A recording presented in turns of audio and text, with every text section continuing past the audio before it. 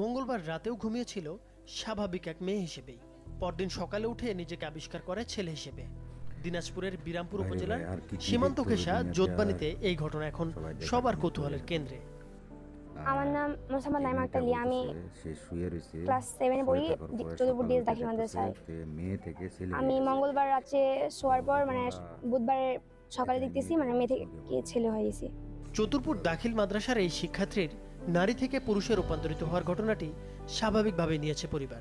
যে মনে করেন বুধবারে বৃহস্পতিবারের দিনে আর কি।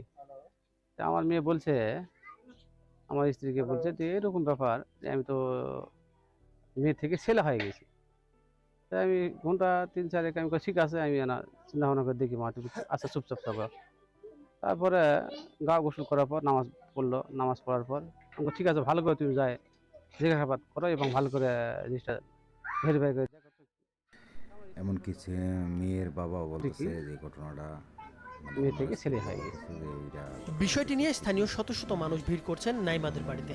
কিভাবে এই ঘটনা সম্ভব হলো তা নিয়ে তাদের মনে তৈরি হয়েছে নানান জিনিসটা কৌতূহল। কি সত্যি কিনা এটা আল্লাহর হুকুমে হয়ে গেছে। ওনার স্ত্রীকে বলতেছে দেখার জন্য জিনিসটা ভালো করে। ওনার স্ত্রী বলছে যে ঘটনা মেডিকেল সত্যি করে আছে, যেটা ঠিক। করবে সেটা একই, আর আসলে আল্লাহ ভিডিওটা ছাড়া দেখার কিছু পরে না। বুঝতে পারো যে অনেক দূর বুঝতে থেকে পারবে আসছে সবাই। দেখার জন্য সচক্ষে। তো একটা মেয়ে একটা ছেলে হয়ে গেছে। আসলে সরাসরি কিছু সচক্ষে দেখতে নিজে হবে দেখলাম। আমাদের। আসলে হ্যাঁ সত্য, এটা আল্লাহ যা করে আল্লাহ চাইলে বান্দার সব ভালোর কিছু জন্য হয়। করে। আলহামদুলিল্লাহ ভালো লাগলো একটা জিনিসটা দেখে।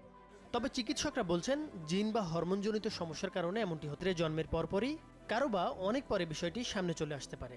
ইন্টারনাল যে জেনিটালিয়া বা যৌন অঙ্গটা এটা হবে পুরুষের মতো, কিন্তু তার বাহ্যিক যে গঠন বা এক্সটার্নাল যে ফিচারগুলো এটা হবে হচ্ছে মেয়েদের মতোই, কিন্তু বাইরে দেখতে হবে সে আসলে পুরুষের মতো। এটা আসলে আমাদের সমাজে অনেক এরকমের হচ্ছে লোক পাওয়া যায়, কিন্তু আসলে জন্মের